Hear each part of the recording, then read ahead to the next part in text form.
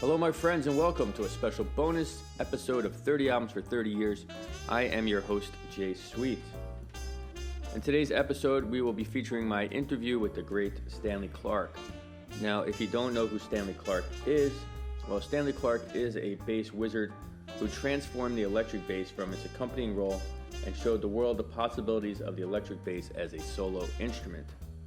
Additionally, he's a virtuosic double bass player and an accomplished film composer. Clarke is a 5-time Grammy winner with 15 nominations.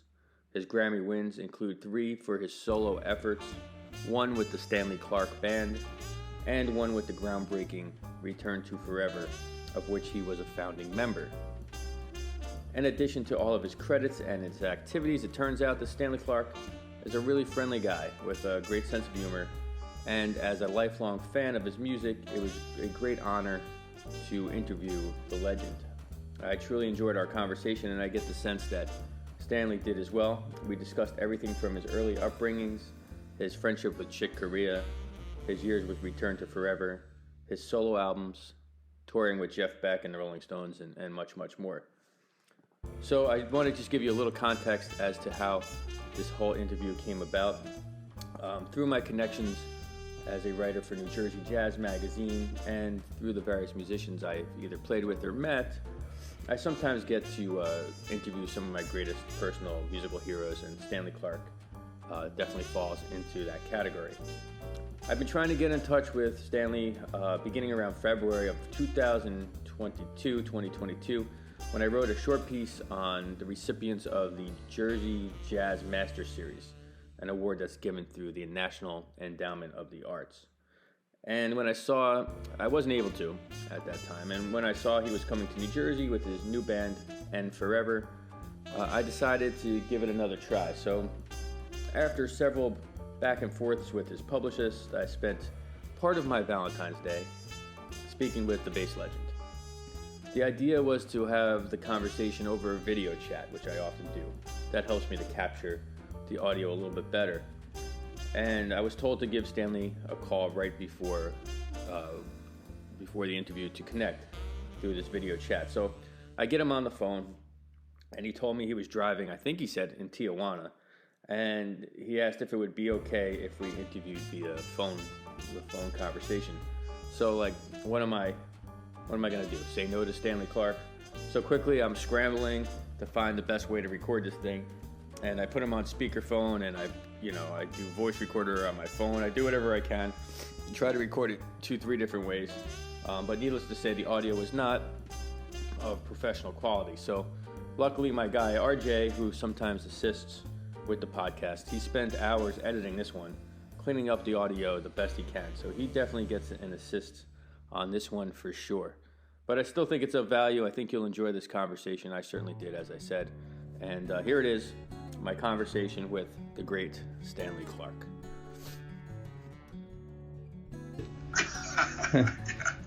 I write for this magazine called Jersey Jazz Magazine, and we know you're coming to New Jersey on March 26th, so I wanted to talk to you a little bit about that and just kind of go through a few things.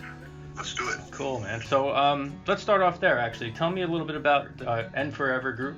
What's going on with that? Well, the group is a bunch of young guys. On piano, I have a Georgian pianist from the country of Georgia, real virtuoso guy, famous Becca Gochievashvili. He's making quite a name for himself in Europe and growing by the day in the United States. Just tremendous in his 20s. And I have a drummer. His name is Jeremiah Collier, and a saxophone player named Emilio Modeste, and he's fantastic, and a guitar player named Colin Cook. We've been together for some time now, and we toured in Europe, and we just finished a pretty remarkable album. We've actually taken some Chick Corea compositions and reworked them, and so we're very happy about that. It's a double album, and it's fantastic. So that's going to be coming out sometime this summer. And we have tourings coming up this year. We start out the end of March, and we have a little bit of time off. And starting from May, we pretty much go up into the winter, so I'm really looking forward to it. it's nice to be out on the road touring again too. And after COVID, and and the business in many ways kind of shut down. So it's kind of last year was kind of, I would call it soft opening, right. And now it's pretty serious now. Considering the amount of gigs that we have this year, so people are starting to come out to the shows. Promoters are more competent, and that they're going to fill seats, and so it's all good. It's feeling good. Nice. Now, did you make this record during the pandemic, or? Some of it was during the pandemic, but a lot of it was done right as the pandemic sort of ended. It was drizzling, kind of dwindling out the door there, and we got together, and all the guys came to California, and we spent time and rehearsed, and then we went out on the road, and then we came back again and recorded. It's very nice. This record was done very much in kind of old school. We got in the studio, all of us got in there and played. This is like really that, you can really feel it on the record. It really feels like a group, and the music feels like, like people are actually playing the music. Nice. And are you, it's primarily electric bass for you on this one? No, it's both. It's electric bass, the various electric basses, and also acoustic music as well. Great. Cool. Yeah. All right. So if you don't mind, let me bring it back to a little bit like the beginning. And if you could just talk about your upbringing in Philadelphia. Yeah, well, I was born in Philadelphia, North Philadelphia, and eventually we made it out to a city called Roxborough, and which is near Germantown. And I actually went to a high school out there. Music was always kind of a part of my household. My mother was kind of semi-pro opera singer, and she was always singing around the house in various languages, and very artistic woman. And I think she just sensed out of the three kids, me, my brother, and my sister, that I was like into music. She bought me a piano, and I started playing the piano. Then after that, I played a little violin, even less cello, but then eventually I saw the bass, and the bass was kind of an instrument that I felt challenged to play, because it was big, the acoustic bass, and no one wanted to play it.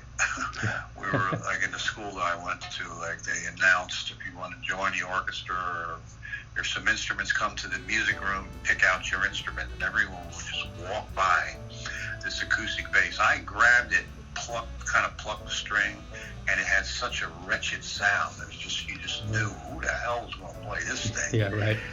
And so, I did, and sort of made it my quest in life to get a good sound on this thing. I still, that's actually that's the basis behind my playing. Not so much the technique, even though I've gotten into studying, lots of technique, and probably at points I've had more technique than I need. But my main thing, the undercutting thing underneath all that, was just to make the bass have a good sound, make people pleased when they listen to it. And if, when you study and look back at the history of the electric bass, and guys before me, particularly on the acoustic bass, that have the really good sound, like Ray Brown, Ron Carter, then like electric bass, I'd like to think I have good sound.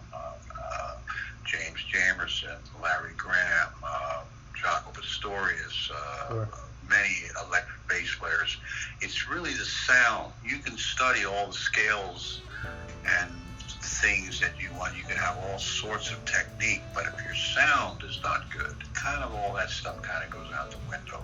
So yeah. It's not just me then. It's a lifelong quest then to get a good sound. It's totally, yeah. It's something you have to really kind of like a singer, singers take care of their voices, instrumentalists, like taking care of your hand is you got to move it. Sure.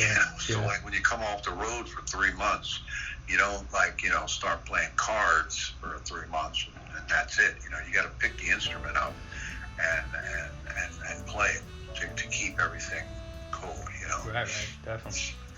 So you mentioned, just because you mentioned him, I'm actually finishing up a biography on Ray Brown, and I had the opportunity to speak with him a few times before he passed. Oh, beautiful.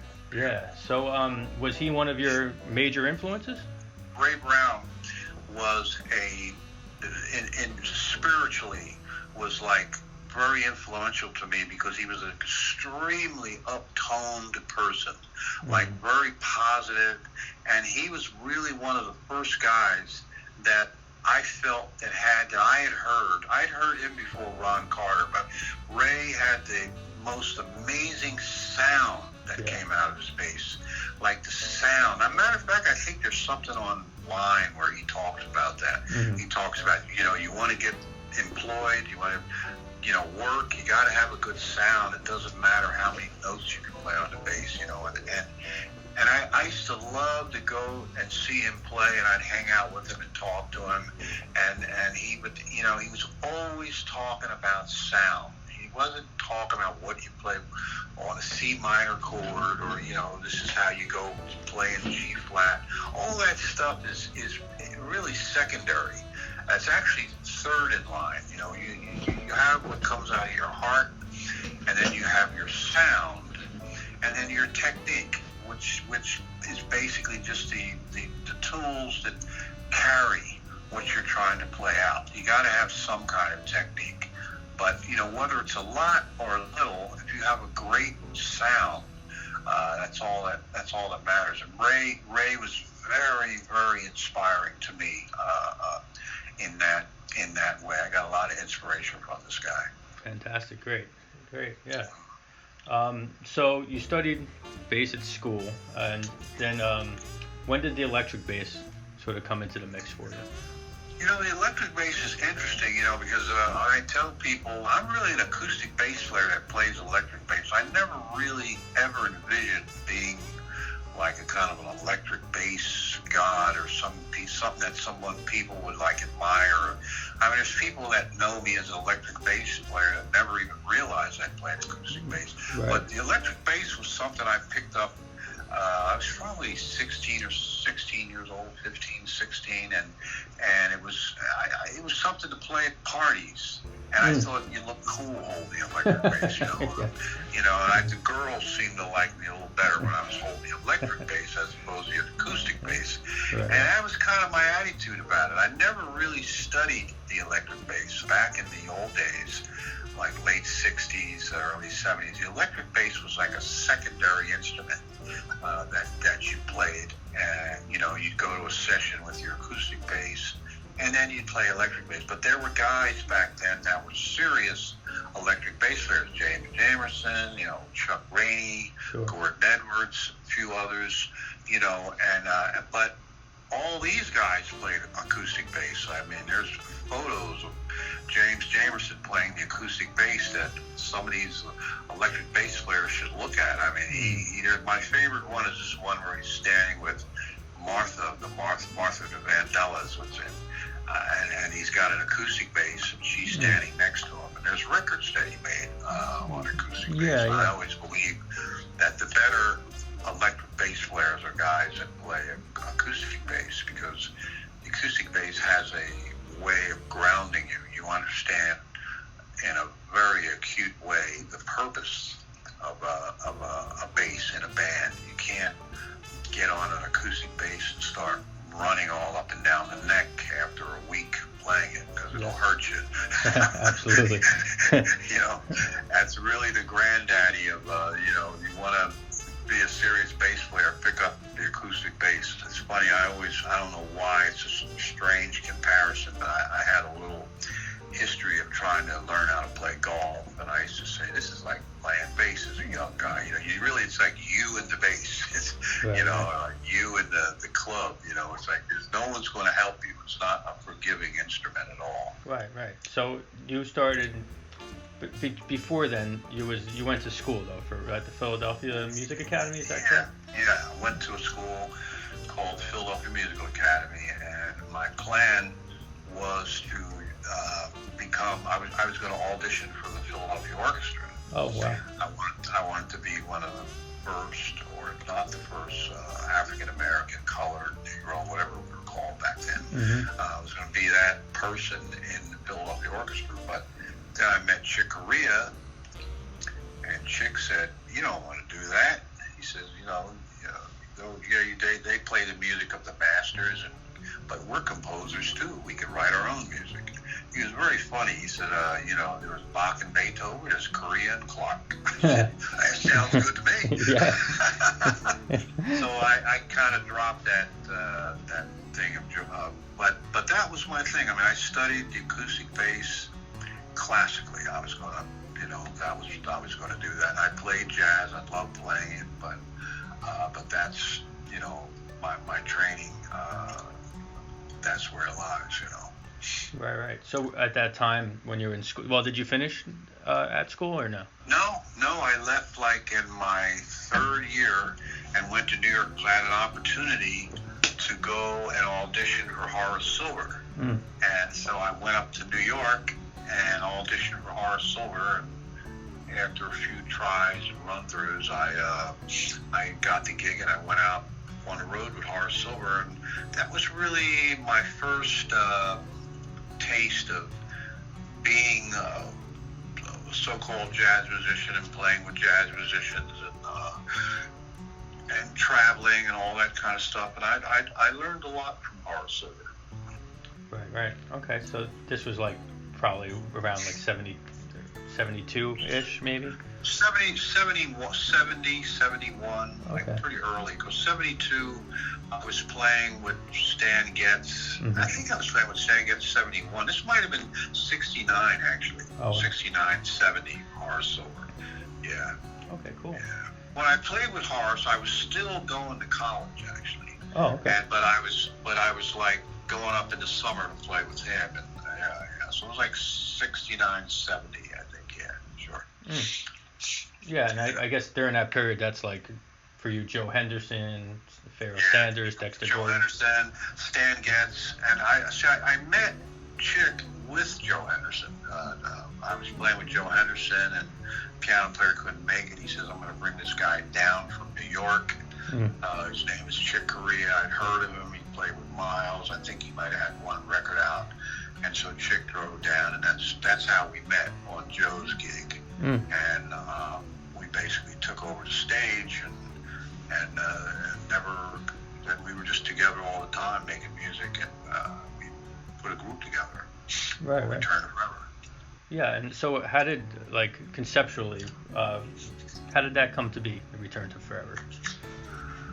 Well, I think it was after we were playing with Joe, and after one of the nights in the evening, we were hanging out. I remember really clearly we were listening to this Coltrane record, and Chick was mentioning how, man, it'd be great to put a band together, but have something different,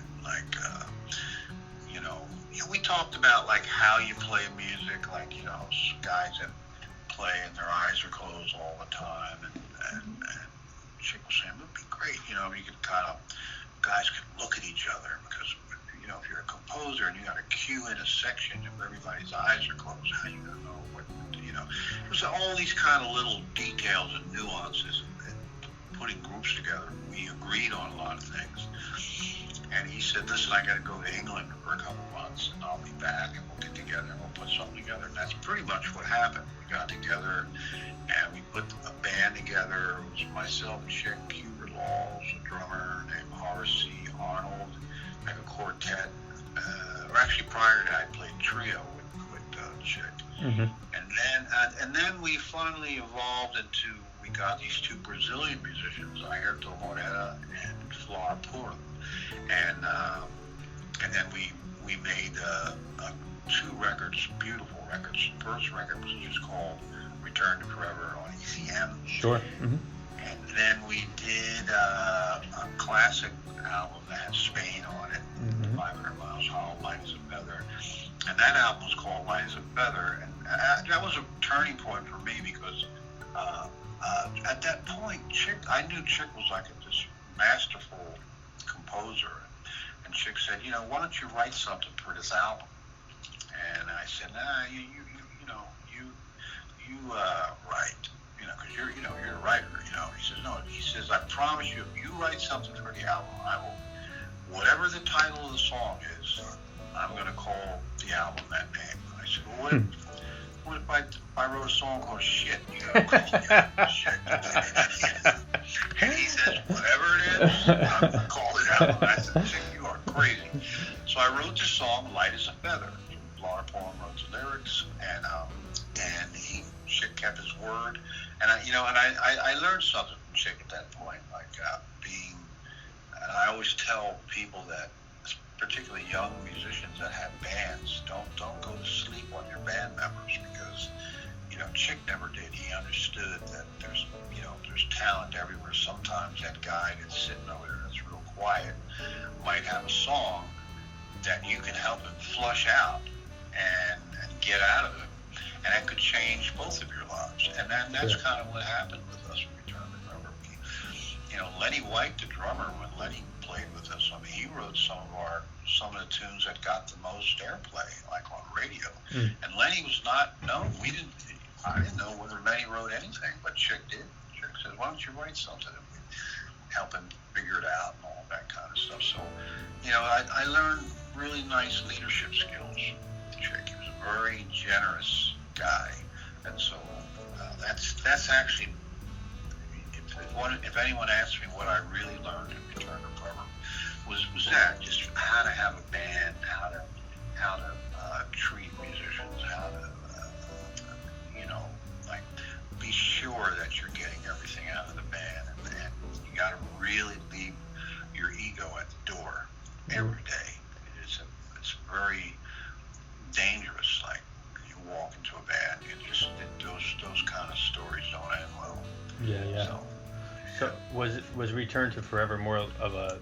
So was it a collaborative? Like, were you guys co-leaders, you would say, or more? Well, leadership has really not much to do with the collaboration. That's a different thing. When we collaborated. I mean, I think when it came to its fullest was when we did the Romantic Warrior album, and that was our biggest album, platinum album, for an instrumental band. I mean, it kept evolving, because I think on that record each guy produced his own tracks, and we went out to Caribou Ranch and did that. But Chick was always the fearless leader. You have to have someone that has the final say, and that was Chick. And he was the oldest guy, so we figured he knew more. Fair enough. Right. So, as you mentioned, so that's around the time of Return to Forever, I guess 74. That's when you start recording your own albums under your own name. Yeah, right? I was very lucky when I started making my records, because I'm also a composer. I got, of course, yeah. I've written a lot of 80 different films, and I've had a long career with that, and so I was always writing music since I was 15 or 16, and I had noticed that no one had written anything for the electric bass, like serious, like I'm going to write this song for the electric bass. And that was really the story behind my early records. It had nothing to do with me trying to be something with the electric bass. I just wrote music for the electric bass. And I wrote a bunch of things called bass folk songs. The very first bass folk song was on acoustic bass. The second bass folk song is called Lopsy Lou. That's bass folk song number 2. And basically, it's not a complicated song. It's just a song that you can play on the bass. When you play it on the bass, you know what it is if you're familiar with that song or that type of music. Sure. And it only sounds good on the bass. You're not going to play Lopsy Lou on a saxophone or even a piano. Right. And so I have 21 bass folk songs, and one day I'm going to put them all out. And so that was the story behind my early records. I was writing music for the electric bass. And that was a lot of fun. I met a guy. His name was Nat Weiss. And actually, my first solo album was produced by Chick, and that was on a label, Polydor. And that was a good album. That was a fine album, but that wasn't necessarily what I consider my first solo album. That just Children of Forever was kind of an extension Return to Forever, but the tables were turned, and just that the majority of the music was written by me. But when I got to the Stanley Clarke album on Nempa Records, that was a real, true solo album because I produced it. I had a great engineer-producer, Ken Scott, and the music was all mine, and the concept was all mine, and music was changing, and I always wanted to bring in, my feelings about electric music, and I had, like I mentioned, like Mopsy Lou was on that. Sure. That record, and that was Bass Folk Song number 2, and I wanted that there, and I was hanging out a lot with Tony Williams and a lot of the guys that were doing what was called the new music, which was jazz rock music, like basically guys soloing and playing stuff very loudly, with amplifiers, wearing all kinds of wild stuff, and it was fun.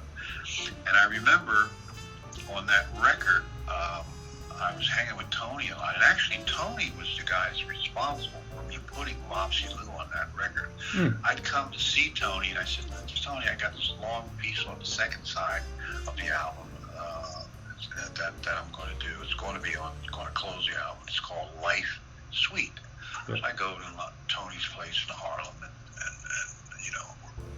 I'm showing it in the thing, and then he says, "Yeah, what else you working on?" And I says, "Man, I'm working on these little songs for the bass.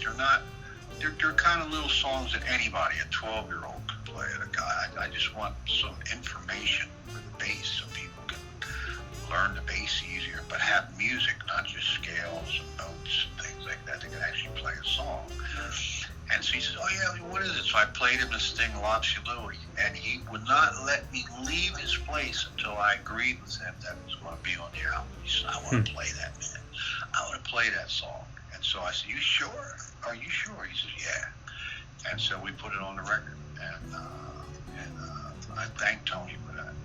It's funny, certain people, they have vision and things like that. It's funny, that song was like the record company asked me to make a single of it, shorten it up, and we did it, and it did pretty good. It was something that gave people something else to listen to other than just typical R&B or rock or whatever was out at that time. It was a new form of music, and it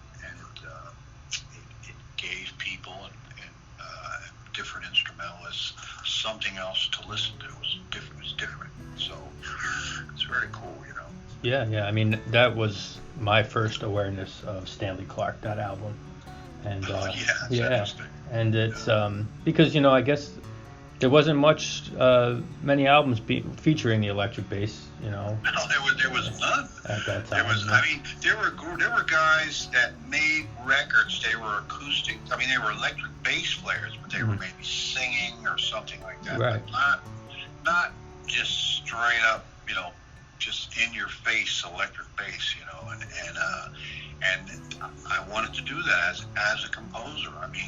I'll be real honest with you. If I felt at that time that there wasn't enough trumpet music out there, which there was, overabundance of it, I would have wrote for a trumpet. I would say, man, we need to get some more trumpet music out there. But I noticed that drummers and bass players, there seemed to be more records on drummers than bass players at that time, and definitely on electric bass players. It was nothing. Yeah. And right. so that was the inspiration. It really, and it's funny when it grew into this thing, especially by school days. It was like, man, and I was doing gigs and going out, and and I had to, like, in many ways, put the acoustic bass on the side. I would have it on the shows. I would at least play 1 or 2 songs on it, but I was turning into this, like, electric bass guy, and it was kind of weird for me. Sometimes it still feels a little strange to me, but it's just the residuals from writing all those things for the electric bass, and I'm glad I did, because now you have so many guys that have made records as solo bass, electric bass players, even acoustic bass players. So many of them. So it's nice. I feel a little partly responsible for that, and it's a nice thing. So it's kind of normal now. I feel good about that. The electric bass is like, you know, it has its place, and then on top of that, now you can go to school and major in music, and your instrument can be the electric bass. Back in the early 70s, late 60s, forget it. Yeah, right. You weren't going anywhere with the electric bass educationally. So now it's a serious instrument, and I'm really happy about that. Yeah. I mean, so you mentioned School Days. I mean, that was a juggernaut. Did that surprise you? The success of that album? Yeah. I mean, to have a bass-featured album to do so well, I mean, it's pretty remarkable, you know? When that record came out, you know, especially when we did that tune, everybody in the room, just to tell you give you a little side note, basically we're at Electric Ladyland Studios, and so we didn't do, because we couldn't afford it, we didn't do like a lot of overdubs on that record, you know, basically. We did 2 takes. One was a half take because a microphone fell off the bass drum or something. They stopped it, so then we started again, and you know, Ray Gomez played this tremendous guitar solo. We get into the song, and you know, we're playing it, and we come into the room, and the engineer Ken Scott, you know, did the White Album for the Beatles. He did like a serious engineer, and he goes, he says, "Yeah, man, that was really something." And I wasn't that sold on the track. You know, my wife at the time said, "Yeah, you know, it's okay." You know, later bought her 3 houses, but anyway, we won't go with that. But anyway, but I remember the playback, the bass seemed to be so loud. I said, "Ken, man, he said bass is too loud." And he looked at me with a heavy English accent. He goes, "No, mate, the bass is never too loud when you play it." And that was the first time someone had ever said something like that to me, you know, and that's the way it was. It was like every little note that I played on that song was heard, and that was like a vocalist, and that was really the key behind that thing, and it just came out, and I was amazed. I remember going to LA, and there was a big billboard on Sunset Boulevard, the School Days album, and it was seriously climbing the charts, and it was everywhere, worldwide. It was everywhere, and still to this day, man, there's, you know, it's always just somebody who's always going to School Days.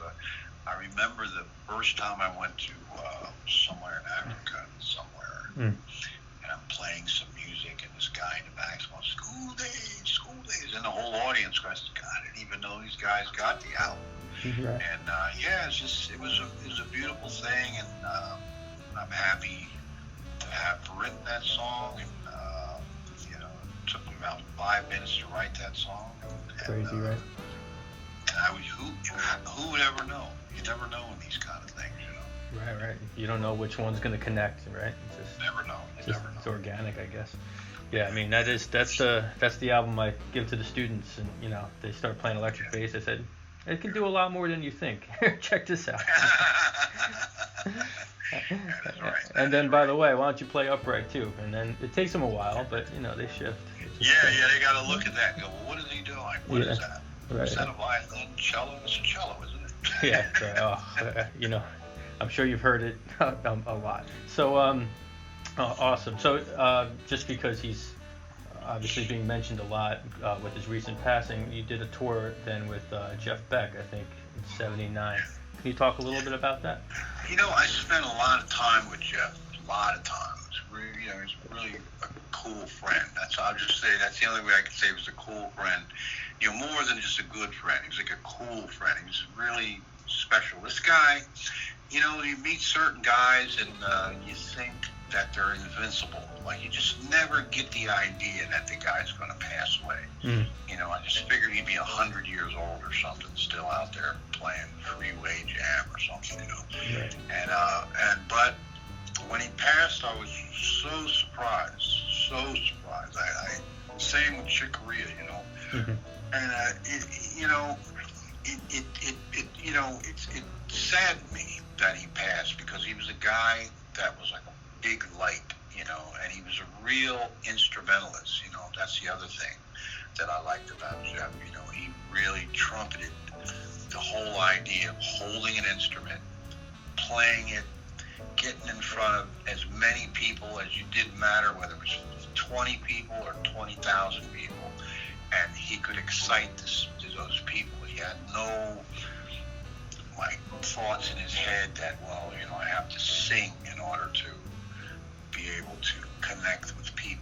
And I try to tell instrumentalists that don't fall into that. That doesn't mean that everybody's going to be Jeff Beck or Miles Davis or right. the Hancock or whoever. But don't ever think of yourself as some kind of second-class citizen just because you play an instrument. You don't sing. That's ludicrous. It's a stupid thing. You set yourself up.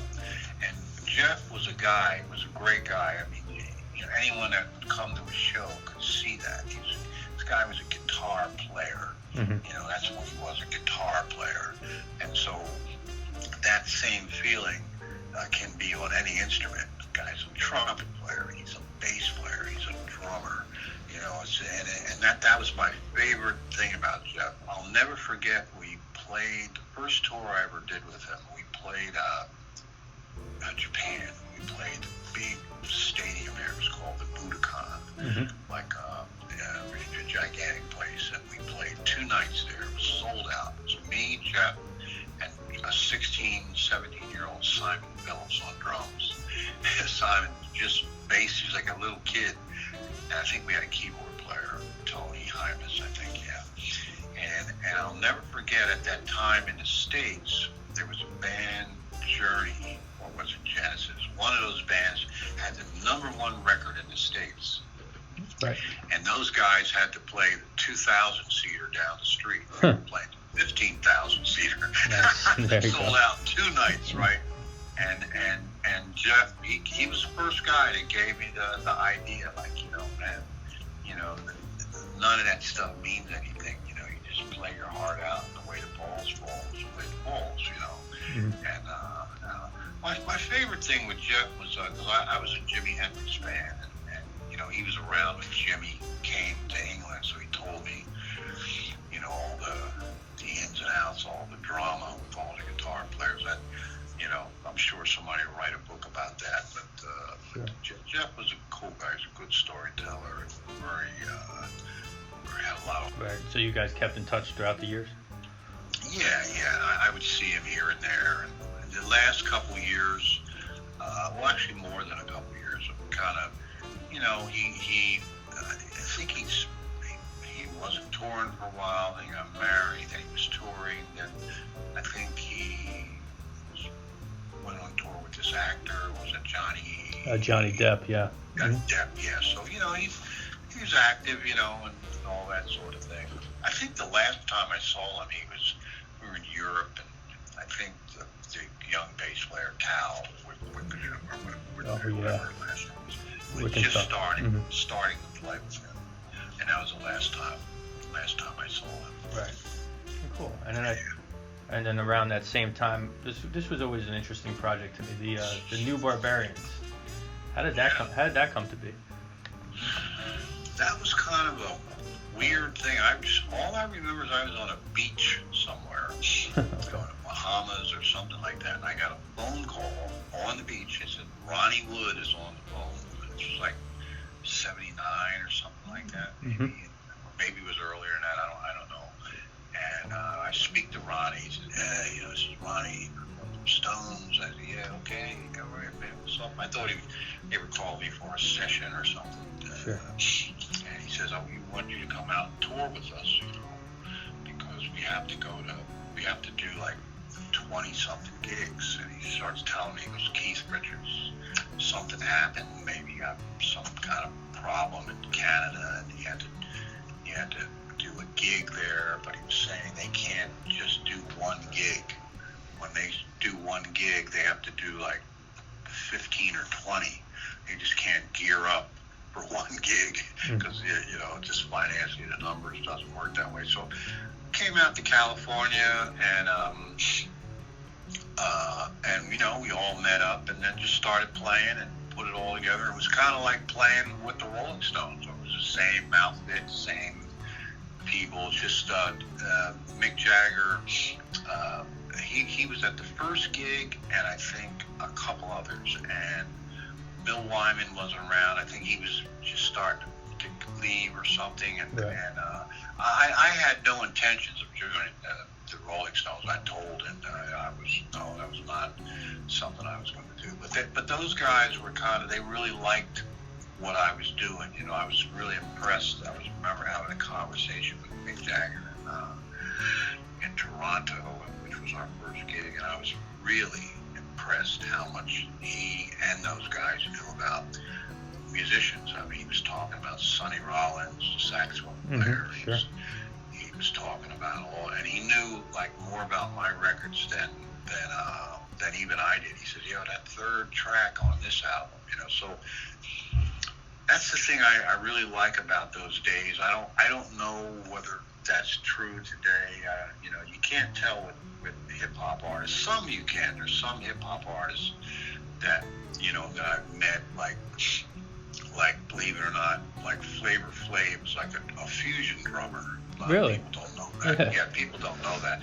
He knows more about Billy Cobham and Lenny White and all our records than you would even imagine. And so does Chuck D. I'm talking about these guys. You'd be amazed. So certain artists, the problem with today, and I don't know whether I blame the lawyers or the record companies or whatever. There's just kind of a division between genres that wasn't there in the 70s. I mean, right. Cat Stevens, Stephen Stills would call jazz musicians on records. I mean, I recorded with Paul McCartney, and he's a bass player too. Yeah. So, I mean, it's like, it was a normal thing. I mean, the genre of music you played was just the genre of music that you played. You played music that that you'd end up in Madison Square Garden, great. Or you played music that you ended up in the Village Vanguard. But everybody came down to see. I mean, I remember seeing Mick Jagger, and I think he came to see us in Village Vanguard.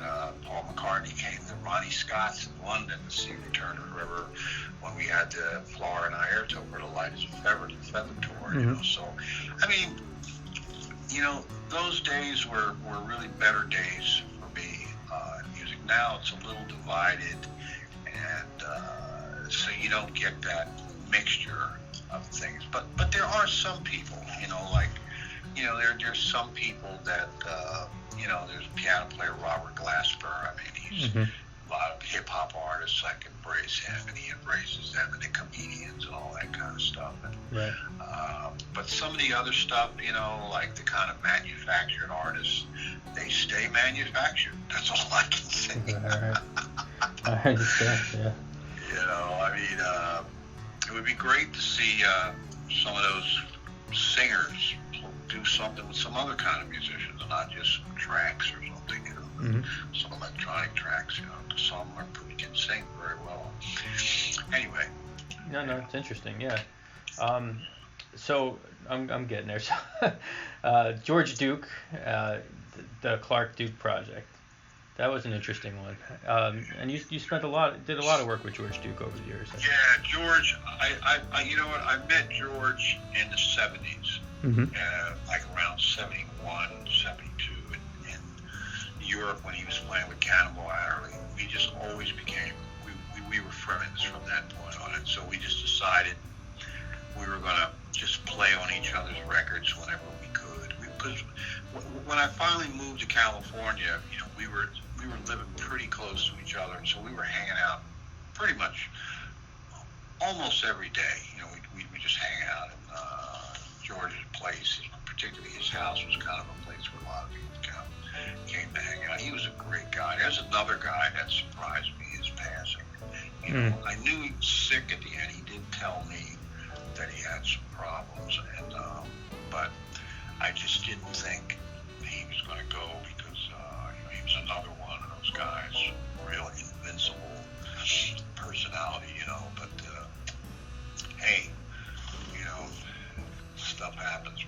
Yeah. But we had a lot of fun. We made a lot of records, a lot of music together. When we finally started making Clark Duke records, that was another surprise. We just got together, and that record, we recorded that thing pretty fast, and then we had that big hit, Sweet Baby, and we toured forever on that thing. I remember George saying, "God, man, when are they going to get sick of this tune?" Hopefully never. It's a pop hit. I don't think they ever will. Yeah. Shit. That's funny. That's fun. All right, and then one of the projects that I always found very interesting was what you did with Copeland, Animal Logic. Yeah, Stewart was another guy that I met in 71. He was in a band called, I think it was 71. He was in a band called Curved Air, way before the Police. And then Stewart was working with Joan Armatrading, doing something. I don't know what he was doing, but he was at those gigs, and that's how we met. He used to, remember, he used to, when we finished our sound checks with Return Forever, and this was in the 70s, like 73, 74, he would say, "Lenny, let me borrow your drums and sit down and play a little bit and all that." And then later, some years later, the Police showed up. And I remember Sting, I always knew him as Gordon. He was singing in a band out of Newcastle. And they used to open to us in Return Forever, this band. And it wasn't the greatest band in the world, but anyway, what happened? Those guys went on and got together. It was a great thing, along with Stewart's brother, and they created a mega band, and it was fantastic. And me and Stewart are still friends today. When we can, we ride bikes on Sunday, every Sunday. So that's an old friend of mine, and I like Stewart. He's a lot like Ray Brown, very positive. Just everything that comes out is positive about it. It's very important if you're able to do that. Sometimes it's difficult to stay positive all the time, but sure. Stewart is one of those guys that has that ability to just rise above the fray, as they say. Right. What did you think? Are you happy with the way that band turned out, Animal Logic project? Yeah, it was to be quite honest, it was kind of I won't say it was an afterthought. We just said, hey, let's put something together. Let's go out and do a tour. I said, yeah, sure, why not? And we auditioned. It was fun. We had like a Hollywood audition where 200 girls, one prettier than the next, showed up. Not so bad. Okay. That was the best part. Just all these girls showing up at Miles Copeland's brother, Stewart's brother, and all trying to be the next. Let's see, who was famous at that time? Cyndi Lauper. I don't know. Whoever was Madonna. All trying to be the next whoever.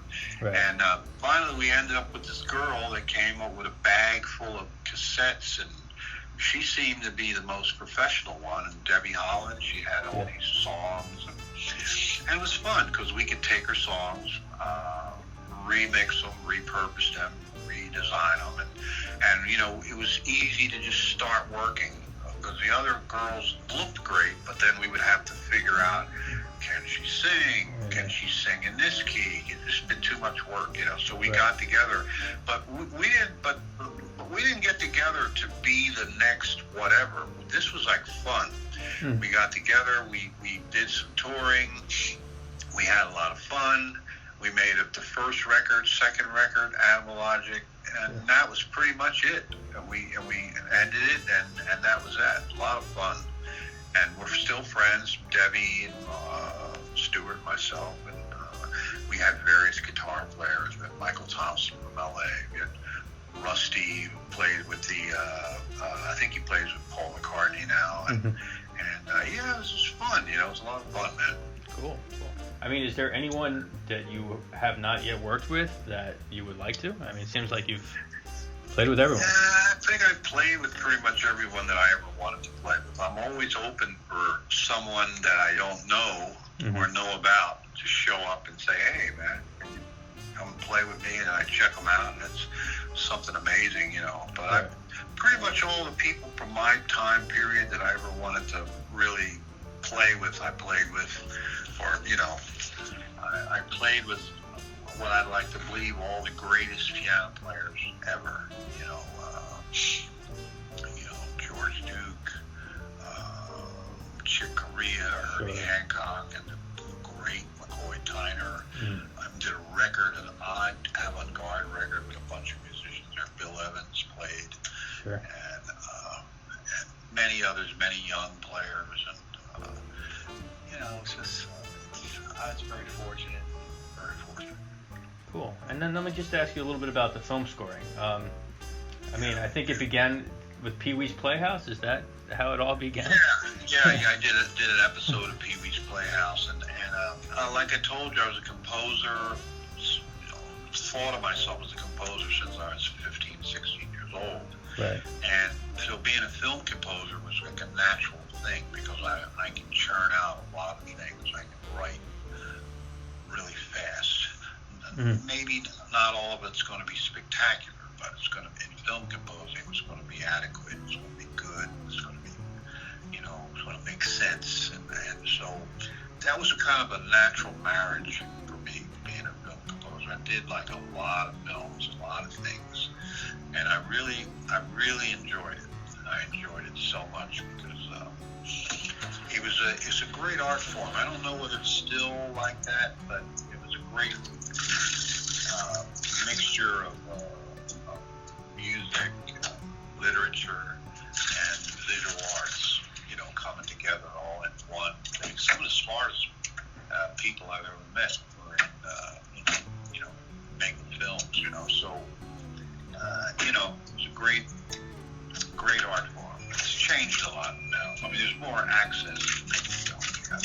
You got Netflix, all these various Amazon, TV has 100 billion stations, so Sure. you know, there's a lot more access, so more movies are being made. I'm not sure whether they're all great, but Right. you know, but there's more opportunity to make films, so that's good. Right. Are you still involved with film scoring, or not as I'm much? kind of semi-retired from that. You Okay. know? I mean, I don't like to use the word retire. I just don't. Let's put it this way: I tour more. I'm enjoying touring. I like it. I really like touring. I don't think I'll ever get that out of my system. Something about going on the stage playing in front of people that I just can't seem to kick the habit. Yeah. Well, that's a good thing. That's a good thing. And my final question is, I know you have this web series now, the Stanley Clarke Space Nation. Tell me a little bit about that. I've enjoyed watching it. Yeah, it's a nice podcast. Matter of fact, it's good you bring that up. We're working on our fourth show right now. Fourth show is all about the acoustic bass and its relationship with the electric bass and electric bass players. So anyway, there's another show coming. We're working on it now. We just started editing it and putting it together. It's going to be really exciting now. Okay, great. And is there anything else you want to mention or promote? No, that's pretty much it. You know, just our tour to people they can look at. See, we got a pretty serious amount of dates this year, and so they can check it out on social media and all that sort of stuff. And hope to see people at the show. Yeah, absolutely. All right. Hey, thanks for your time, Matt. This was a pleasure for me to speak with you. All right, man. It was great. Nice interview. Okay. All right, my friends, there you have it. There's my interview with Stanley Clarke. I want to thank him for his time. And for all things Stanley Clarke, you can go to stanleyclarke.com. To learn more about our program, you can go to 30albumsfor30years.com. And I'm in the process of putting up the Stanley Clarke interview, the article that I wrote on Stanley, and a bunch of other articles related to many of the jazz legends who I've had a chance to interview. Also, I have a book, The History of American Music, 1750 through 1950, an origin story from Kendall Hunt Publishers. Thanks again, and together, let's keep the music alive.